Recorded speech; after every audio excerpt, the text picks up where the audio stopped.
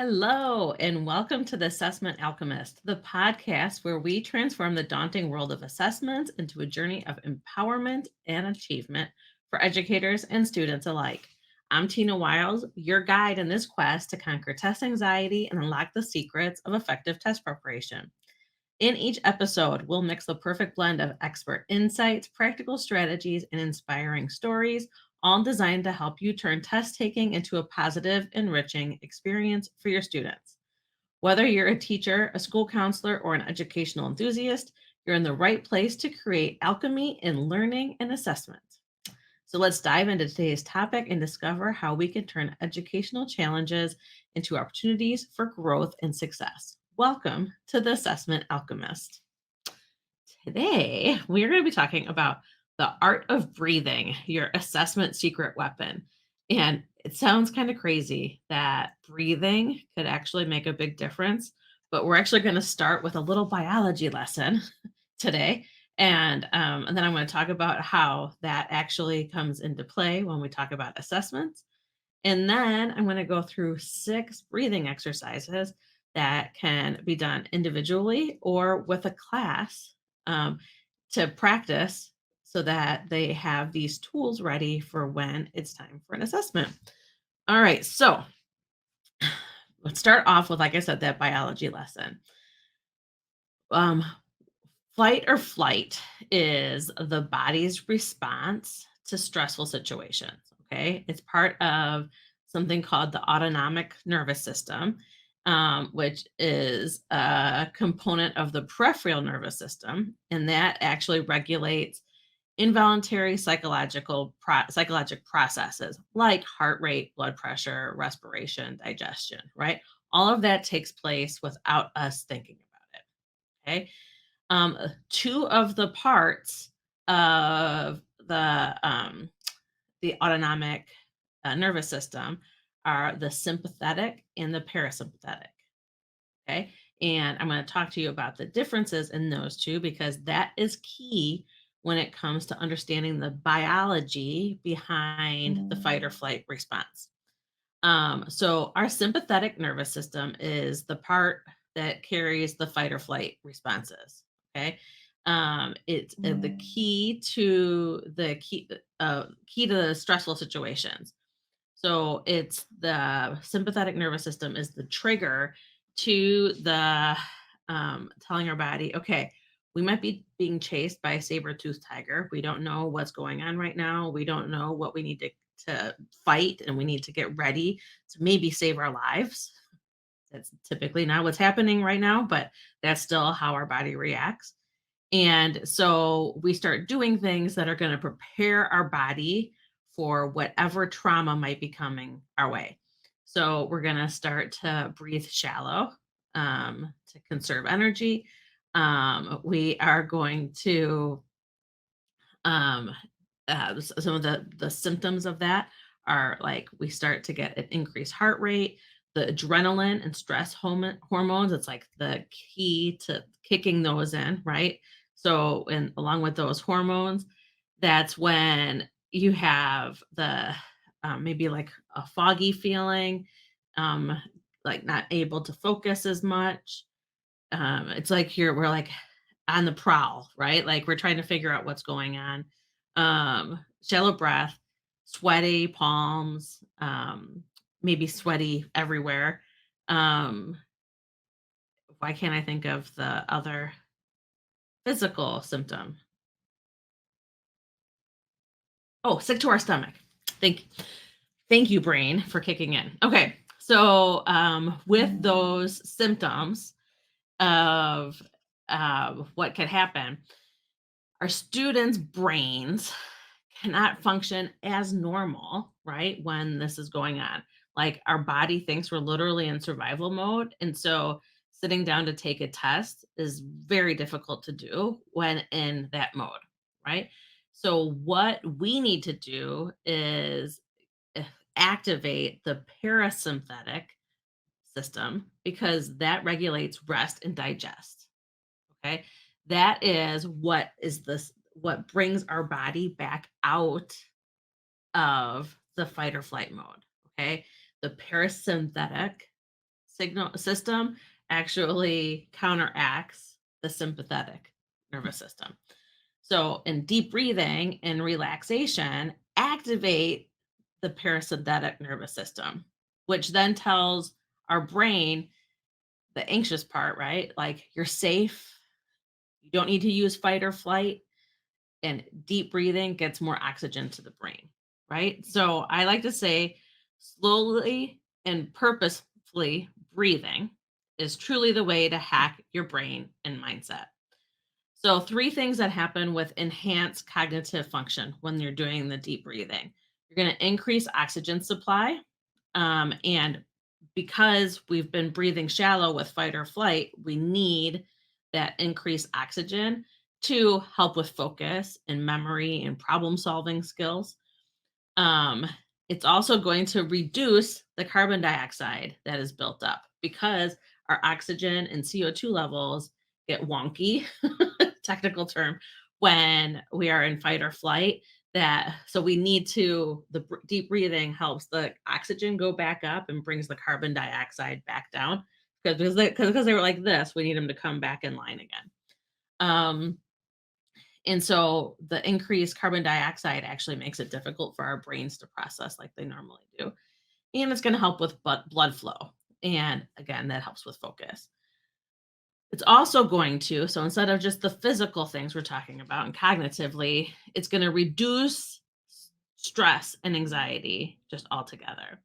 Activating that parasympathetic nervous system is, like I said, will help with the um, reduces the stress hormones and helps with critical thinking. It's going to help with emotional regulation. So, by calming the nervous system, proper breathing helps regulate emotions like anxiety and nervousness. And it's going to help with self confidence and basically just being able to know that you can take control of situations. Okay. So what I mean by that is when you're in this fight or flight response, right? We're breathing, we're not thinking about it, and it can feel like things are out of control. And your breath is something that you can always control. We just don't usually think about it. So it's the easiest thing you can do in any stressful situation, actually, is to bring your breathing from autopilot to being conscious of it. Okay. Because as soon as you start controlling how you're breathing, you're in control of something. Okay. So it can, that's why, like, you've always heard, like, when people are in stressful situations, take a couple deep breaths, right? It's not something people just say because that's what they hear other people say, right? There are reasons that that breath actually makes such a huge difference. So hopefully, learning a little bit of biology about it can help you understand. All right. So by taking those deep breaths. And I'm going to go through some exercises here where you can either do individually or as a group. But these are really great to practice at different points during class time or when you're working individually with people. Practice some together. Okay. Practice, you could have everyone breathe before you hand out an exam.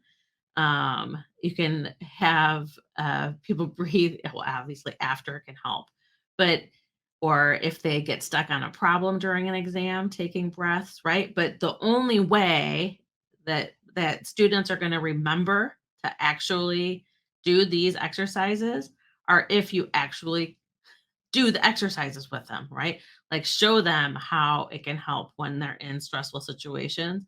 So it's something they think of during when they need it, during trying to retake control of what might feel out of control in the moment and is the fastest way to reduce some test anxiety. Okay. So now that I've gone through the importance of it and why it can help, why you need to practice it, I'm going to go through, like I said, 6 breathing exercises that I think are they're all a little bit different. and some different visualization that can help as well. So the first one is actually called breathing colors. And what you want to tell students is to imagine that when they inhale a relaxing color. So they could choose any color. So a lot of people usually choose green, blue, or purple for relaxing, but it doesn't matter. And then when they exhale, they're gonna think of a color that reminds them of stress. Okay, so a lot of people think red. So what they're gonna do is when you inhale, you want them to visualize breathing in the color and that color traveling throughout their body, relaxing everything as it goes. Then when they exhale, they're going to imagine the color of stress and they're going to imagine that actually coming from everywhere on their body and leaving when they exhale. Okay? So you want them to close their eyes and visualize this happening. So I would, for example, I would say, okay, so we're going to do breathing colors. Think of your stress color and your relaxation color. And then when you take a deep breath, visualize inhaling the relaxing color. So I'm thinking of blue. So as I inhale, I visualize blue coming in, traveling all over my body, all the way to my fingertips, all the way to your toes. And then as you exhale, think of the color of stress coming from everywhere in your body and leaving as you exhale. You'd want to try this exercise for 3 minutes, having them continuing to visualize the colors. So that is the first exercise. The second exercise, and I actually have a lot of students that'll share this one with me. So I think it makes the rounds with therapists, but it's called box breathing. And how it works is the box is because it's how long you count on each side of the breath. So we have inhale, hold, exhale, hold. Inhale, hold, exhale, hold.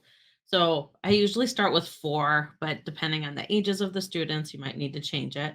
You inhale through your nose, and then you exhale through your mouth like you're blowing through a straw. Okay, so you inhale for a count of 4, hold it for a count of 4, 3, 4, exhale, 2, 3, 4, hold. Exhale, 2, 3, 4. You inhale, 2, 3, 4, hold, 2, 3, 4, exhale, 2, 3, 4, hold, 2, 3, 4. And you just, again, do that for 2 or 3 minutes.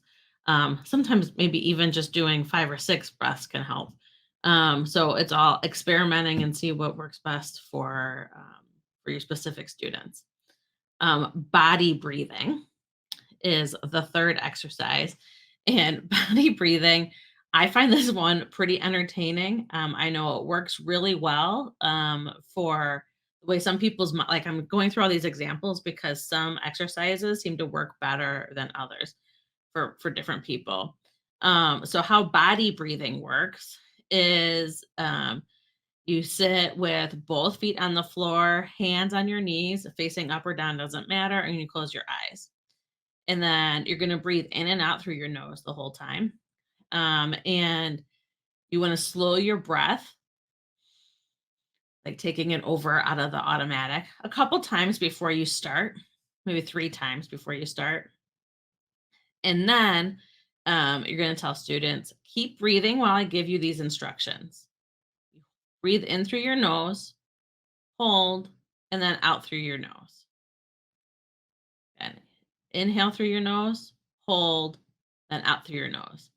And then as you start going through, you're going to tell them to breathe in through different parts of their body and out through different parts of their body. So, for example, on your next inhale, I want you to imagine the breath is coming through your belly button.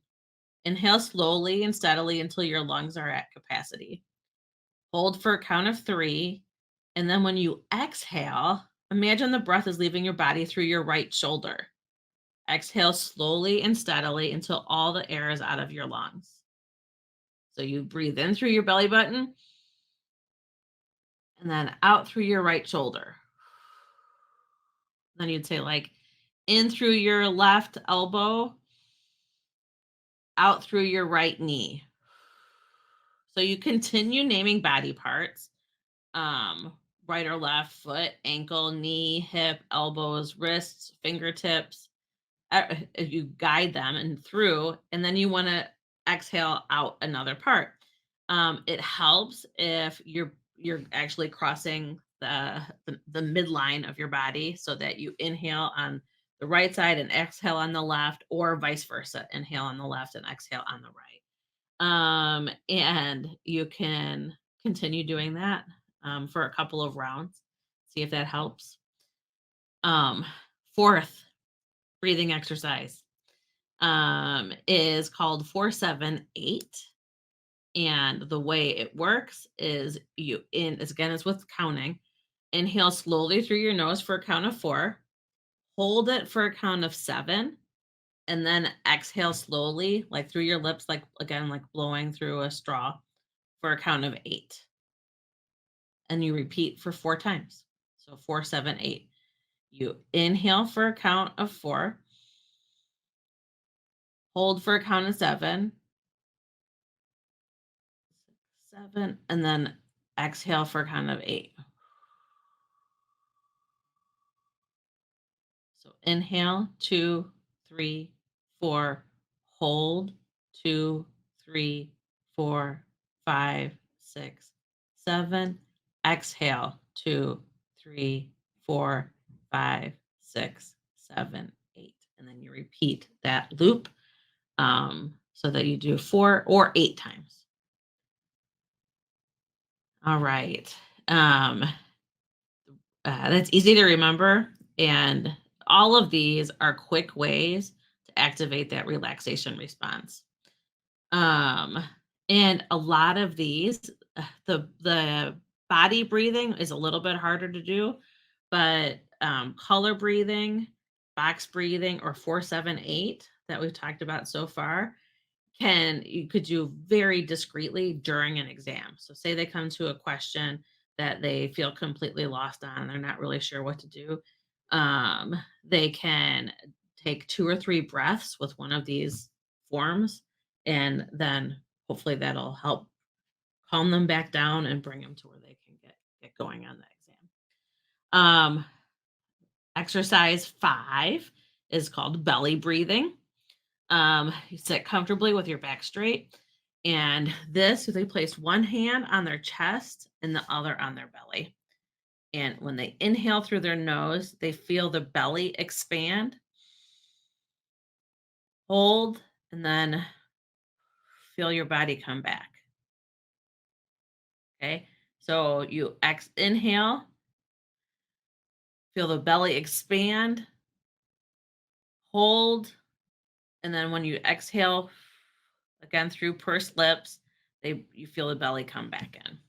Okay. You can repeat this for 5 minutes. You can repeat it for 10 breaths. So, again, the timing all is something that you can play around with, or for whatever you have. Um, the it's the reason that belly breathing can help is it focuses it in, with putting your hand on your belly. It is one way to actually have I'm going to say it wrong, diaphragmatic breathing, which improves the oxygen intake. Lot more oxygen when you're breathing into your belly. Um, and then the sixth one looks a little silly, but again, this is actually a yoga breathing technique. And the interesting thing about this is it actually uses both hemispheres of your brain, kind of like the midline of doing right and left. And this is going to be where you alternate nostrils. So, the so, uh, kids might enjoy doing this. Basically, you put your hand up by your nose. Right thumb is going to go by your right nostril, and they can use their pointer finger or their middle finger, and they're going to use that on their left nostril. And what you do is you put your right thumb, inhale through your left nostril, close that one, and then exhale through the right. And then you inhale through the right, and then exhale through the left. So you continue, you basically alternate nostrils with each breath. So you inhale on one side, exhale on the other, inhale, and then exhale on the other. So you go back and forth. If any of these are confusing, you don't need to present them. But what my goal today was to give you 6 different exercises that you could use in your class to help with activating the parasympathetic nervous system.